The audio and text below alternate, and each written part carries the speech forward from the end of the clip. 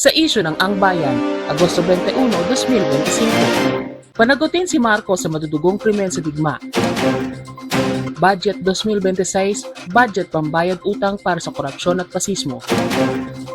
Tumitinding agresyon ng mga plantasyong komersyal sa ilalim ng rehimeng US Marcos. Gawa-gawang mga kaso laban sa mga bilanggong politikal, sunod-sunod na ibinasura. Tuwirang pagsakop ng US-Israel sa buong Gaza, paglipol sa mamamayang Palestino. Lumalakas ang sigaw ng mamamayang Korean kontra sa imperialismong US. Marcos at AFP napahiya sa sunod-sunod na armadong aksyon ng BHB. Negosasyon sa bagong CBA na isara ng dalawang unyon. Ordecomba sa Mindoro sadyang pinaslang. Mga mandirigma ng MILF inatasan na huwag pumaloob sa decommissioning ng GRP. Itigil ang henosidyo sa Palestine. Itaguyod ang international humanitarian law o panagutin si Marcos. Baliktarin ang desisyon. Laban sa demolisyon sa Smoky Mountain.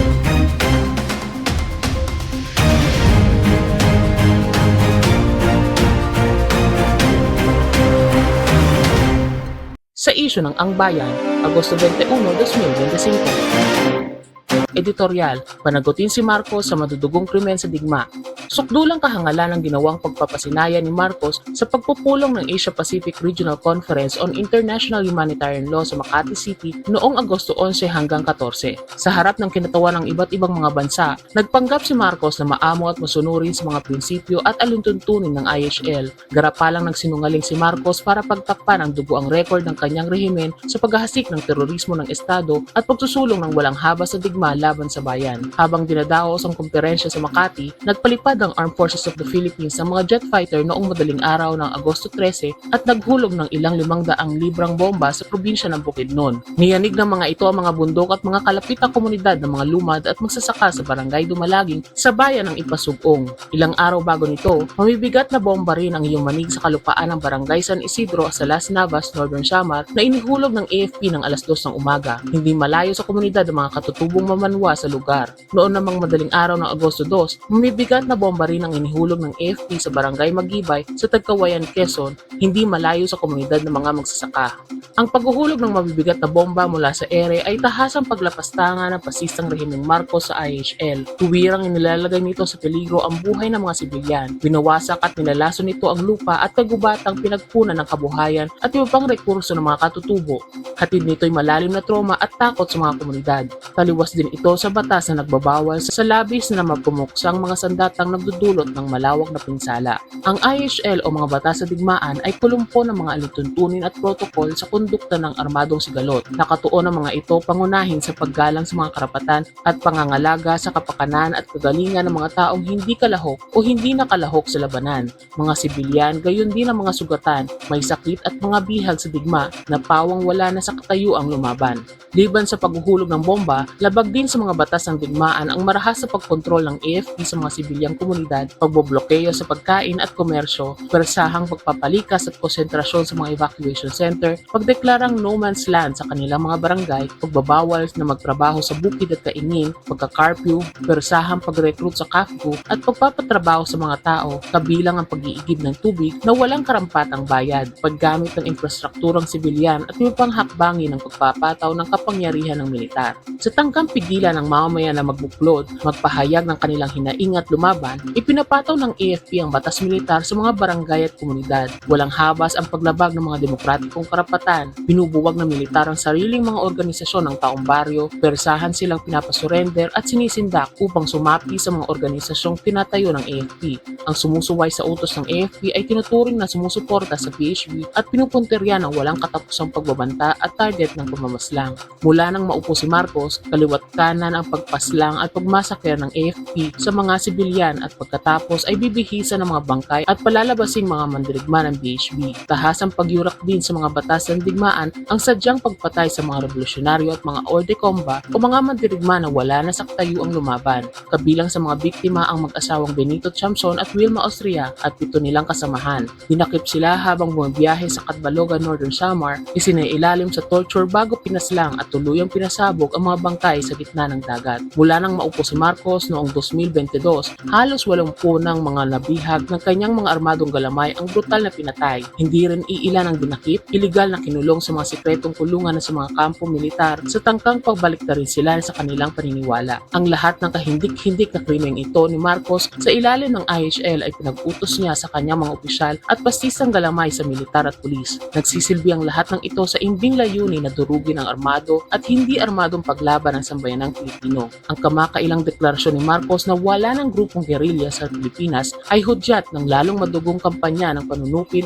laban sa sambayanan at ng mas malalapang krimen. Inuudyok, pinupondohan at inaarmasa ng imperialistang US ang madugong gerang ito ng paglipol sa pakikibaka ng sambayanang Pilipino. Kumikita ng malaki ang imperialismong US sa pagsupply nito ng malalaking bomba, mga bala ng kanyon, mga jet fighter, pang-ataking helicopter, drone at iba pang sandata at kagamitang militar. Pakay ng US na durugin ang lahat ng pwersang patriotiko at progresibo upang tahimik at walang pagtutol na makapangamkam ng lupa at makadambong sa likas na yaman ng bansa ang mga dayuhang kapitalistang mamumuhunan at upang maitatag nito ang kapangyarihang militar sa bansa. Duguan ang kamay ni Marcos sa dami ng kanyang krimen sa batas ng digmaan. Hindi mapagtatakpan ng kanyang mga buladas ang kaliwat kanang malalalang kaso ng pangabusong militar at paglabag sa karapatang tao at internasyonal na makataong batas. Dapat gawin ang lahat ng makakaya upang panagutin si Marcos at ang kanyang mga alipores at ipaglaban ang katarungan para sa lahat ng biktima ng kanilang kalapastangan. Ang pagsidhi ng pasisang pananalasa ng rehimeng US Marcos ay salamin ng lumulubhang krisis na nagaharing sistemang malakolonyal at malapidal para panatilihin at ipagtanggol ang mapang-api at mapagsamantalang sistema sa bayang ginagamit na nagaharing rehimen ang marahas na panunupil at palilinlang sa tangkang sukuin na pakikibaka ng sambayanang Pilipino para sa revolusyonaryong pagbabago. Subalit kahit gaano pa man katindi at kalawak ang kalupitang inihahasik ng rehimeng US Marcos, babangon at babangon ng bayan upang ipagtanggol ang kanilang kagalingan, mga karapatan, buhay at kabuhayan. Sa pumuno ng partido at kaagapay ang bagong hukong bayan, hindi matitinag ang bayan sa kanilang paglaban. Hindi kailanman mauupos ang kanilang determinasyon na isulong ang pakikibaka para sa pambansang demokrasya.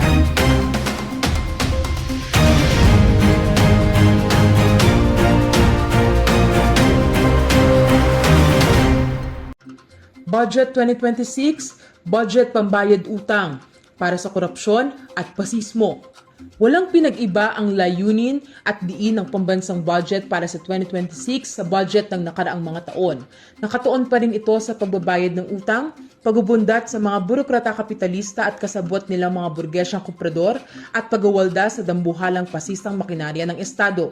Sa halagang 6.79 trillion pesos, mas malaki ng 7.4% ang isinumiting 2026 National Expenditure Program ni Ferdinand Marcos Jr. kumpara sa budget sa 2025. Pinakamalaking tipak nito o mahigit 2 trillion pesos ay pambayad utang.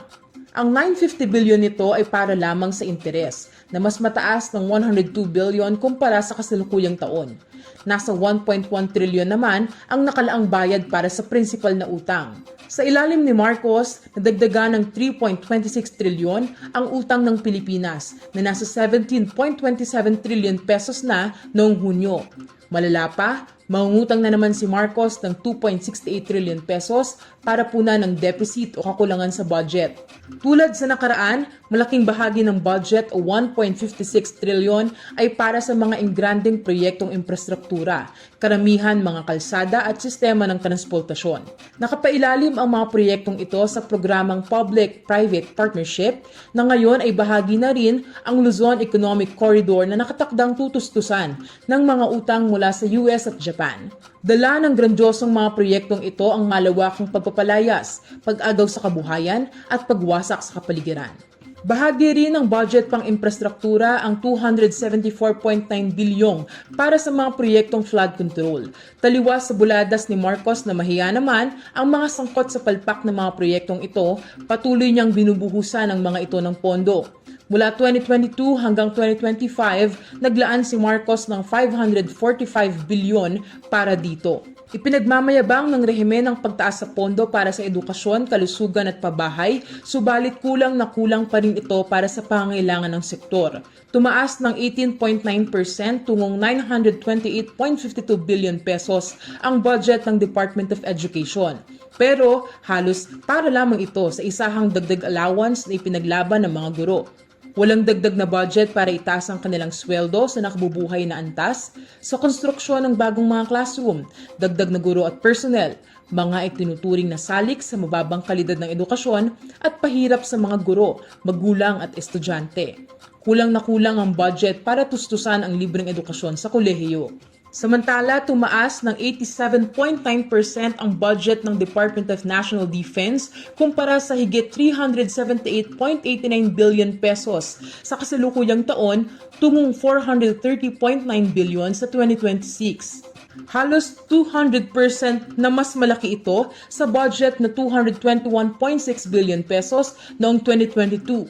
Sa halip na palakihin ang pondo para sa mga batayang serbisyo, lulustayin na naman ang pondo sa Armed Forces of the Philippines sa pagkukumpani ng mga kampo militar para sa gamit ng mga Amerikanong tropa at pagbili ng mga gamit at sasakyang pandigma.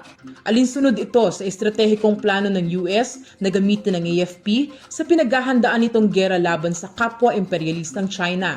Hindi binuwag kundi lalo pang pinalakas ng rehimen ang NTF-ELTAC na nilaanan nito ng 8.1 bilyong pondo para tugunan ang 10 million kada cleared na barangay sa ilalim ng Barangay Development Program o BDP.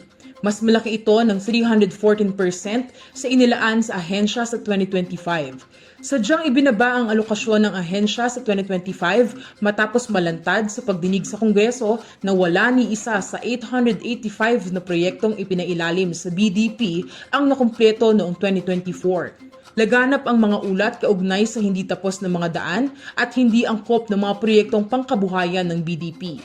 Ang malala, ginamit ng militar ang programa para isailalim sa pagsusona ang mga barangay, pwersahing sumuko ang mga residente, ipitin ang kanilang kabuhayan at supilin ang kanilang mga karapatan. Hindi nagpahuli si Marcos sa hatian ng kaban ng bayan. Naglaan siya para sa sarili ng 4.6 billion pesos na Confidential and Intelligence Fund o CIF, kalahati sa kabuuang CIF na nakapaloob sa budget. Naglaan rin siya ng 1 billion pesos para sa mga biyahe sa labas ng bansa para sa kanya, kanyang pamilya at mga alipores. Tumitinding agresyon ng mga plantasyong komersyal sa ilalim ng rehimeng US Marcos.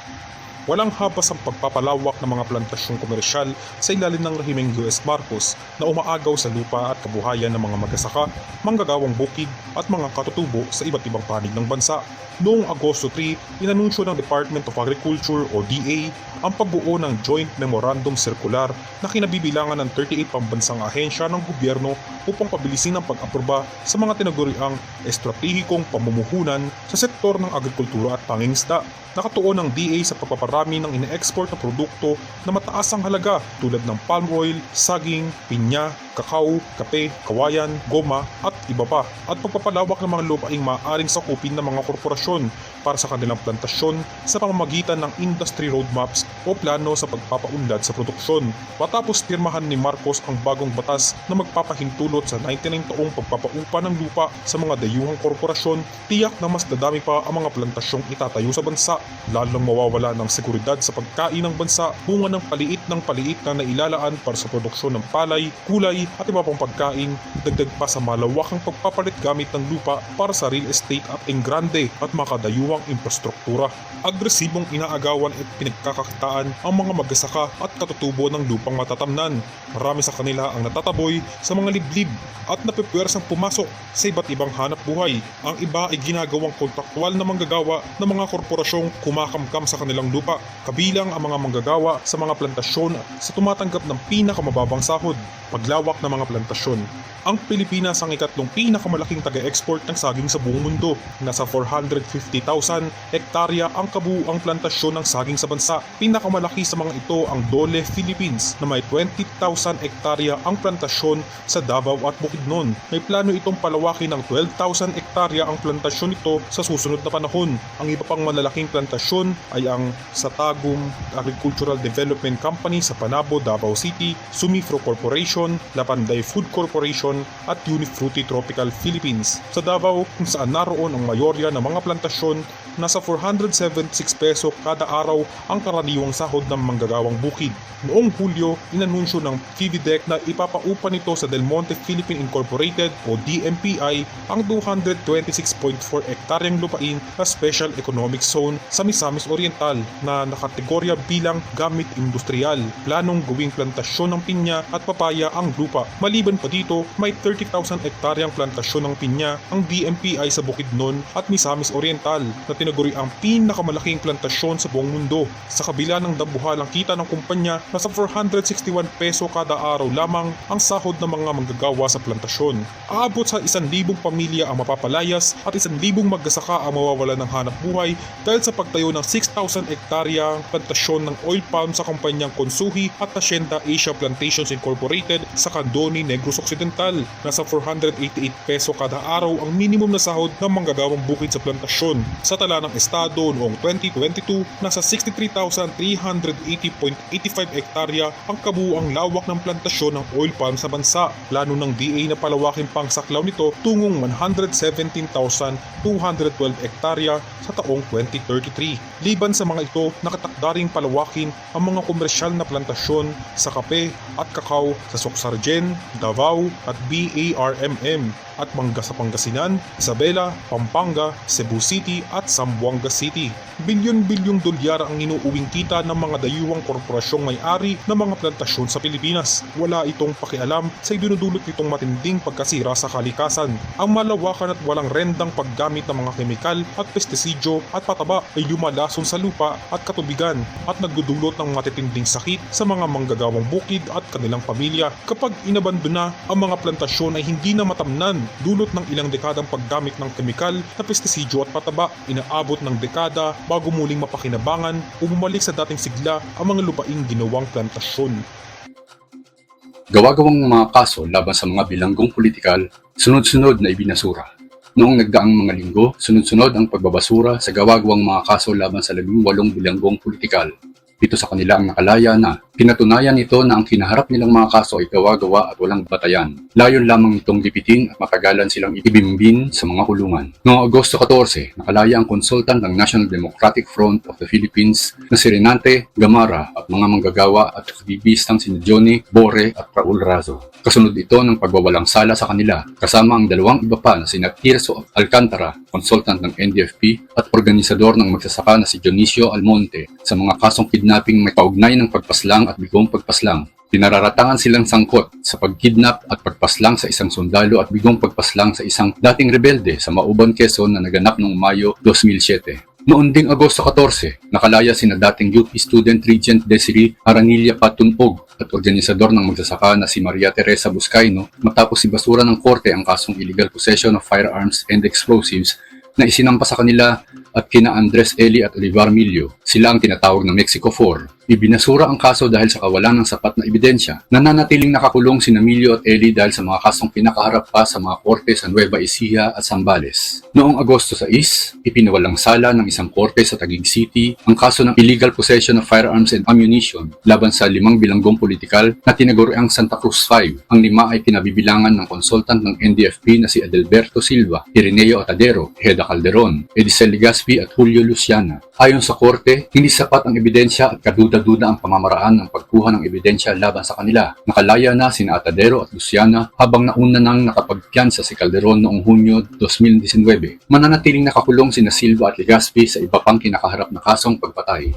Noon ding Agosto 6, naglabas ang desisyon ang isang korte sa Don Carlos Bukidnon para sa provisional dismissal ng kasong tangkang pagpatay at pagpatay laban kay Charis Chaba Bañez at RG Dadizon, dalawa sa Agusan 6. Kaugnay ang kaso sa isang sinasabing enkwentro sa pagitan ng BHP at militar noong 2022. Naiulat din ngayong buwan ang provisional dismissal sa kasong attempted homicide laban kay Louvain Espina sa Davao Oriental. Liban kina Bañez, Dadizon at Espina, minubuo ang Agusan 6 ni Ronnie Igloria, Larry Montero at Grace Nicknick Mananing. Bumabiyahe sila noong Hunyo 13 mula sa Moncayo sa Davao de Oro nang harangin ang kanilang sasakyan sa isang checkpoint at hinuli. Noong Agosto 4, ibinasura ng korte sa Cagayan ang kasong bigong pagpaslang laban kay Mirna Cruz Abraham.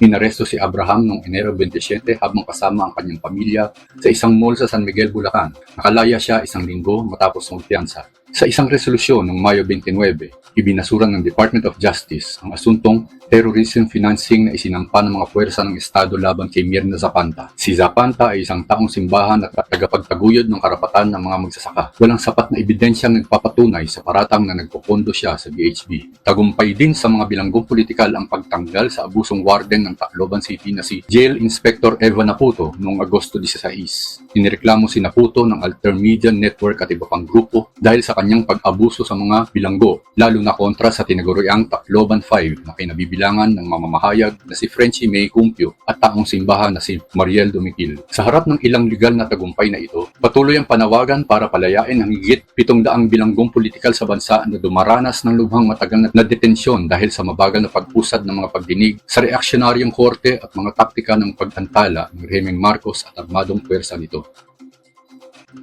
Tuwirang pagsakop ng US-Israel sa buong Gaza, paglipol sa mamamayang Palestino. Noong Agosto, idineklara ng Zionistang Estado ng Israel ang balak na tuwiran ng sakupin ang buong Gaza Strip matapos ang halos 2 taon nitong pambobomba sa isang brutal na enosidyo laban sa mga Palestino. Pinagtibay ang plano sa pulong ng gabinete ni Benjamin Netanyahu noong Agosto 7 hanggang 8. Ilang linggo bago nito, nanawagan rin ang parlamento ng Israel na sakupin ang buong West Bank. Ang mga hakbang na ito ay panibagong antas ng pagtindi ng enosidyo ng US-Israel na may layuning lipulin ang mamamayang Palestino. Itinutulak ni Netanyahu ang pagsakop ng Israel sa Gaza sa gitna ng tumitinding galit ng mamamayang Israeli laban sa kanyang gobyerno dahil sa kabiguang mabawi ang mga bihag ng Palestinong grupong Hamas at dahil sa brutalidad laban sa mga Palestino. Sunod-sunod ang malalaking protesta habang dumarami ang mga kabataang Israel na tumatangging pumasok sa militar bilang protesta sa ginagawa nitong henosidyo. Lubhang kinamumuhian na ng napakaraming bansa at mamamayan ang Zionistang rehimen. Mula ng paigtingin nito ang kampanyang henosidyo,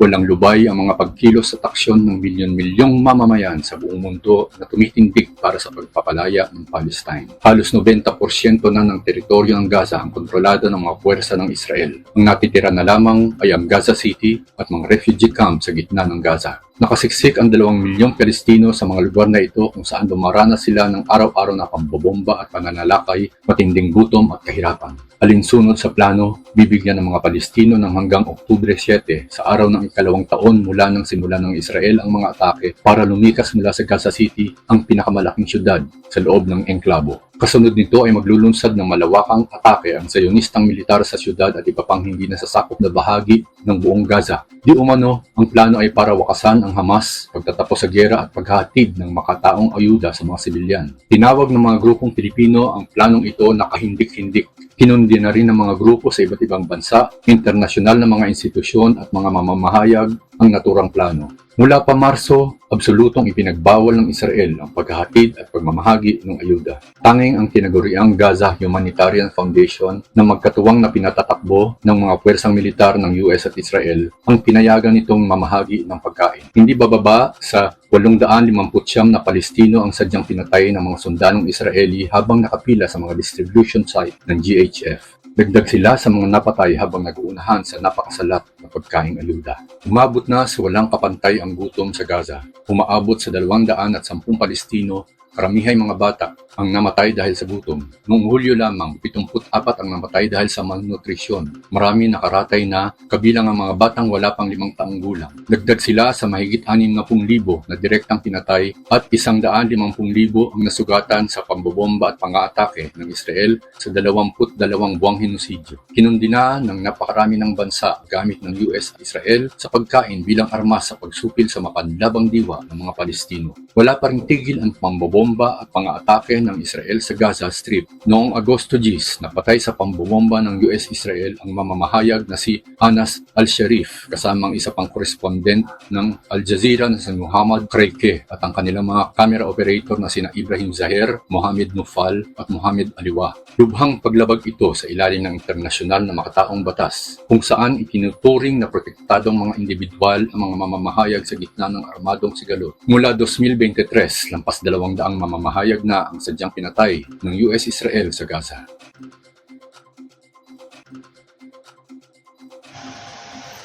lumalakas ang sigaw ng mamamayang Korean kontra imperialismong US. Patuloy ang pagsikad ng malawak na anti-imperialistang kilusang masa sa South Korea. Pinapantay ng mamamayang Korean ang kanilang pagkakaisa para kamtin ang ganap na demokrasya at pagpapalaya mula sa okupasyon ng US. Ang lumalaking pagkilos na ito ay kasunod ng malawak na protesta noong huling bahagi ng 2024 at unang kwarto ng 2025 laban sa maka-US na puppet na Pangulo ng bansa. Sa nagdaang mga linggo, nagsagawa ang mga grupo sa South Korea at US na mga forum, malalaking pagtitipon at mga demonstrasyon para patibayin ang kanilang paninindigan. Marcha para sa paglaya. Noong Agosto 15, libu-libong South Korean ang nagmarcha sa Seoul, South Korea para igiit ang pagpapalaya sa US at mga base militar nito sa bansa, pagtigil ng mga war games at pagkasamantala nito sa ekonomiya. Itinaon ng pagkilos sa ika-80 anibersaryo ng paglaya ng South Korea noong 1945 mula sa pananakop ng imperialistang Japan. Pinamunuan ang protesta ng Korean Confederation of Trade Unions o KCTU.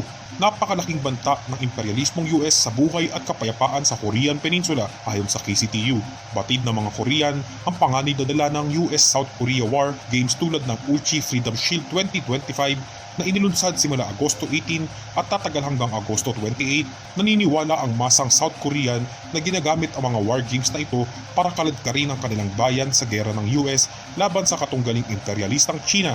Liban sa South Korea, daan-daan ring mga war games ang inilunsad ng US sa ibang bahagi ng Asia Pacific, kabilang sa Pilipinas.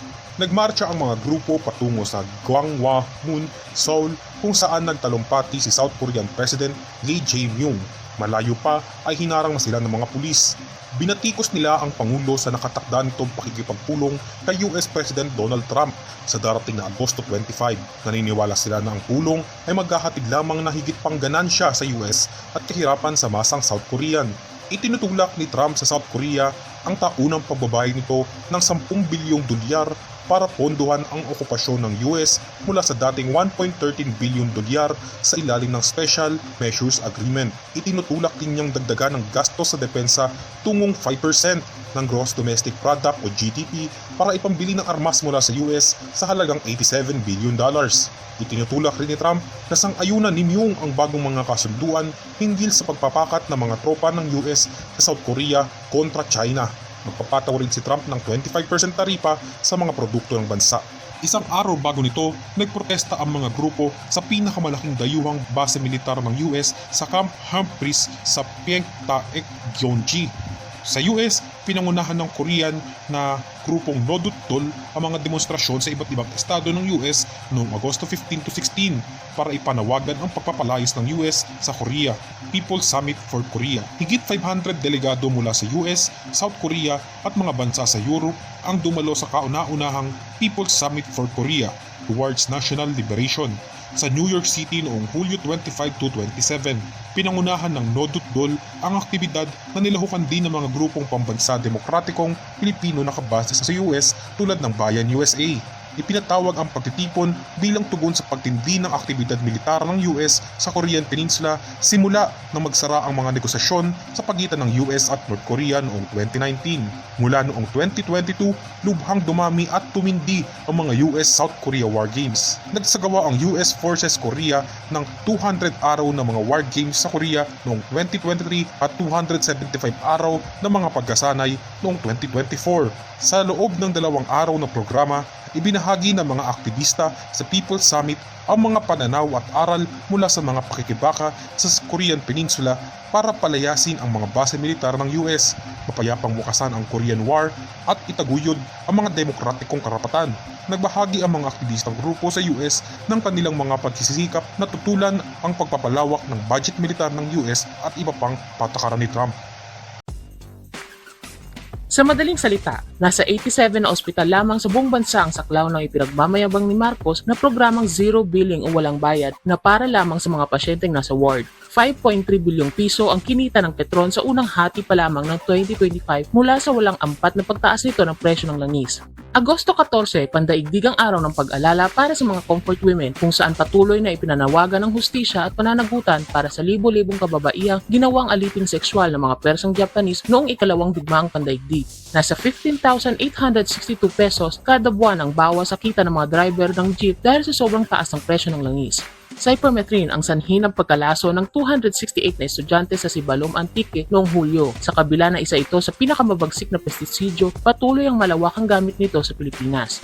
88% ang itinaas ng kita ng Nickel Asia Corporation sa unang hati ng 2025. Ito ang kumpanya nagpapatakbo ng pinakamapipinsalang mga minahan sa bansa tulad ng Rio Tuba Nickel Mining sa Palawan, Altai Philippines Mining Corporation sa Sibuyan Island at pagmimina sa Hinatuan Island. Espesyal na ulat, krimen sa digma ni Marcos at ng AFP mula June 2022 hanggang June 2025. Nasa 78 na mga revolusyonaryong wala ng kakayahang lumaban ang sadyang pinatay habang hawak na ng armadong galamay ni Ferdinand Marcos Jr. Marcos at AFP napahiya sa sunod-sunod na armadong aksyon ng BHP. Malaking sampal sa mukha ng rehimeng US Marcos at mga opisyal ng Armed Forces of the Philippines ang sunod-sunod na armadong aksyon ng bagong hukbong bayan sa ilang mga probinsya sa bansa. Kasunod ito ng pahayag ng rehimen na wala ng grupong gerilya noong Hulyo sa ika-4 na SONA. Noong August 12, 3 sundalo kabilang ang isang kapitan ng 1st Scout Ranger Regiment sa ilalim ng 203rd Infantry Battalion ang napatay sa ikalawang labanan sa araw na iyon ng BHP Mindoro at militar sa Barangay Lantuyang 2, Baco, Oriental Mindoro. Nabaril sa ulo at kaagad namatay ang leader ng unit na si Captain Marky John Alberto. 3 pasistang sundalo pa ang nasugatan. Ilang araw bago nito, ilang sundalo ng 203rd Infantry Brigade ang napatay ng BHP Mindoro sa aktibong depensa laban sa umaataking unit ng kaaway sa Barangay Mangangan, 2 sa Baco noong August 9 ng umaga. Sa Quezon, pinaulanan ng bala ng isang unit ng BHP Quezon, Apolonio Mendoza Command, ang isang bagong tayong kampo militar ng 85th IB sa Barangay Cogorin, Ibaba, Lopez noong August 2. Isinagawa ng unit ang pangaharas ng alas 7:30 ng gabi. Ikinatuwa ng mamamayan ng Quezon ang pag-atake dahil nais nilang panagutin sa mga krimen ang Berdugong Batalyon at mabigyan ng hustisya ang kanilang mga biktimang magsasaka. Sa Capiz, binigo ng BHP Central Panay, Jose Percival Estocado Jr. Command ang pag-atake ng 12th IB laban sa isa nitong unit sa hangganan ng Barangay Artus at Barangay Apero sa bayan ng Tapaz noong Hulyo 19. Aktibong nakapagtanggol ang hukbong bayan laban sa tropa ng militar sa pamamagitan ng maagap na paghahanda at paglunsad ng kontra-atake. Sa gulat ng militar, parang mga asong ulol sila sa kanilang walang patumanggang pagpapaputok, ayon sa BHP Central Panay. Para pagtakpan ng kanilang pagtatalo, naghabi ng kwento ang 12th IB kasama ang 3rd ID nang gawa-gawa nilang tagumpay laban sa BHP. Negosasyon sa bagong CBA na isara ng dalawang unyon. Dalawang unyon ang matagumpay na nagpinal ng kani-kanilang Collective Bargaining Agreement o CBA noong Hulyo at Agosto. Inanunsyo ng unyon ng mga pandero sa Gardenia Bakeries Philippines Incorporated o UPG BPI o Lalia KMU ang tagumpay ng kanilang pakikipagnegosasyon para sa bagong CBA noong Hulyo 18. Nakamit ng unyon ang 70 pesos dagdag sahod kada taon para sa susunod na 3 taon. Dagdag na 50 sentimo sa seniority pay, 20,000 pesos signing bonus, 7,500 peso na lump sum, 80 pesos meal allowance na may dagdag na 35 pesos kada overtime at dagdag na leave credits para sa mga manggagawang mahigit 15 taon na sa pabrika. Naitulak din ng unyon ang management na ibigay sa mga manggagawa ang dagdag na sahod retroactive para sa mga buwan ng Oktubre 2024 hanggang Hunyo ngayong taon. Samantala, inanunsyo noong Agosto 13 ng University Hotels Workers Union KMU NCR na napirmahan na ang bagong CBA sa pagitan nito at ng management ng hotel sa loob ng University of the Philippines Diliman sa Quezon City. Ilan sa napagtagumpayan pa sa CBA ang dagdag benepisyo at allowance na makatutulong sa pang-araw-araw na pangangailangan ng manggagawa. Horde Combat sa Mindoro, sadyang pinaslang. Dinakip at sadyang pinaslang ng mga elemento ng 1st IB at 203rd Infantry Brigade si Ising Domingo o Kamutya, isang horde combat na pulang mandirigma noong Agosto 7 sa Barangay Happy Valley, Rojas, Oriental Mindoro. Nag-iigib siya ng tubig nang nagdakip at ipinailalim sa torture nang walang makuhang impormasyon sa kanya ang mga berdugo. Sa kamay ng parehong unit ng militar, dumanas ng paggigipit at panghaharas ang grupo ng Karapatan Southern Tagalog na naglunsad ng independenteng fact-finding mission sa bayan ng Rojas noong Agosto 9 hanggang 11. Tinakot at hinaras ng mga sundalo ang tahimik na protesta at piket ng team sa harap ng punerarya kung saan nakalagak ang bangkay ng mga napaslang. Kasunod nito, naitala ng grupo ang pagnanakaw at pagtatakbo ng mga sundalo ng 2 or 3rd Infantry Brigade sa mga bangkay nina Kamutya at isa pang pulang mandirigma na napatay sa labanan na si Jomari Palomar o Kajonel sa kalagitnaan ng gabi. Nalantad din sa investigasyon ang pagkubabaw ng paghaharing militar sa sibilyang gobyerno ng Rojas. Noong nakaraang linggo, sa pilitang pinalikas ng mga sundalo ang higit 1,000 pamilya mula sa mga barangay ng Lantuyang, San Ignacio, Bayanan at Bangkatan sa Baco, Oriental Mindoro. Isinagawa ito ng militar para isona ang mga residente kasunod ng mga labanan sa BHB noong Agosto 9 at Agosto 12 sa Baco. Pinurwisyo at niligalig nito ang araw-araw na buhay ng masa. Pambobomba. Noong Agosto 2, nagsagawa ng aerial bombing at pag-strapping ang 201st Infantry Brigade sa kagubatan, hangganan ng Tagkawayan, Quezon at Labo, Camarines Norte. Tugon ito ng militar sa naganap na engkwentro sa BHB noong umaga ng araw na iyon. Lubhang ginambala ng pambobomba ng AFP ang payapang komunidad ng mga residente. Dumanas ng pagigipit mula sa pulis at militar ang grupo ng Tanggol Quezon na nagsagawa ng fact-finding mission kaugnay ng mga pambobomba ng militar sa probinsya. Nilayo nilang alamin ang kalagayan ng sibilyang populasyon sa harap ng pinabagsik na operasyong combat at paghaharing militar. Pagdakip, sa walang malinaw na dahilan, dinakip ng 77th IB ang mga magsasakang sina Belmar Garbida at Ferdinand Bangad o Willie sa sitio sa Liksik, Barangay Dampig, Pagudpod, Ilocos Norte noong Agosto 11 ng gabi. Makalipas ang ilang oras, ibinalik ng mga sundalo sa komunidad si Garbida habang naiwan sa kustodya ng militar si Bangad. Madalas na dumaranas ng pagmamanman, pagkikipit at intimidasyon ang mga biktima at ang tribo sa lugar dahil sa kanilang paninindigan laban sa proyektong Kabakanan Dam. Mga mandirigma ng MILF inatasang huwag pumaloob sa decommissioning ng GRP. Inatasan ng Moro Islamic Liberato Front ang lahat ng mga mandirigma ng Bangsamoro Islamic Armed Forces at iba pang ahensya na mahigpit na tumalima sa resolusyon ng Komite Sentral ng MILF na nagsuspinde sa implementasyon ng proseso ng pagdekomisyon sa BIAF. Naglabas ito ng bagong memorandum noong August 16 kung saan inutos nito sa lahat ng commander at pangalawang commander ng larangan, pinuno ng ibang ahensya at kanilang mga kinatawan na huwag lumahok sa anumang aktibidad para sa decommissioning o normalisasyon na unilateral na inorganisa ng gobyerno ng Republika ng Pilipinas nang walang naunang nakasulat na pahintulot o otorisasyon mula sa tagapangulo ng MILF. Babala ng kautusan, ang hindi pagsunod ay ituturing na seryosong paglabag sa disiplina ng command at sino mang di tatalima ay posibleng mahaharap sa aksyong administratibo at pandisiplina. Isinuspinde ng MILF ang proseso ng decommissioning dahil sa kapalpakan ng GRP na tuparin ang maraming probisyon na dapat kasabay nito. Itigil ang henosidyo sa Palestine. Magkahiwalay ng mga protesta ang inilunsad ng mga grupong Moro at Pilipino para mahigpit na kondinahin ang pagtindi ng henosidyo ng US-Israel sa Gaza nitong nagdaang mga linggo at upang ipanawagan ang agarang pagtigil ng mga atake, igiit ang pagpapasok ng mga ayuda at kalayaan para sa mga Palestino. Noong August 15, umabot sa 1,300 Moro sa Marawi City para sa isang mapayapang pakikipagkaisa at demonstrasyong masa para sa Gaza. Nagmarcha sila mula sa Masjid Bato tungong sa Rimonok Stadium sa Ground Zero ng syudad, ang lugar na pinulbos ng matinding pambobomba ng rehimeng Duterte at Armed Forces of the Philippines noong 2017. Inihalintulad nila ang pagwasak ng AFP sa kanilang syudad sa ginagawang pambobomba ngayon ng puwersang US-Israel sa Gaza. Bago nito, nagkaroon ng Walk for Peace sa syudad noong August 9. Noon ding August 9, nagsagawa ng indignation rally ang bagong alyansang makabayan, ang Moro Christian People's Alliance at Philippine-Palestine Friendship Association sa Quezon City para kondinahin ang pagpasa ng gabinete ng Israel ng desisyon para tuwiran ng sakupin ng militar nito ang Gaza. Noon namang August 13, nagprotesta ang mga mamamahayag, grupong kabataan at media sa loob ng University of the Philippines sa Diliman, Quezon City para kondinahin ang panibagong kaso ng pamamaslang ng US-Israel sa mamamahayag sa Palestine. Mga protesta. Itaguyod ang international humanitarian law, papanagutin si Marcos.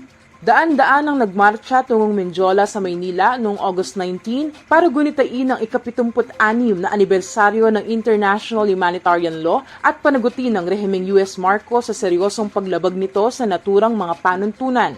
Kinundin na rin nila ang National Action Plan for Unity, Peace and Development o NAP-UPD ng rehimen na tinawag nilang pambansang plano para sa terorismo ng Estado.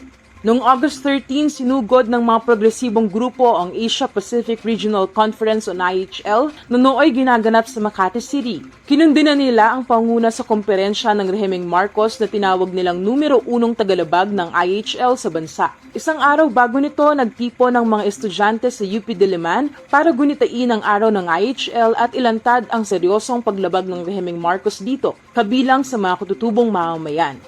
Baligtarin ang desisyon.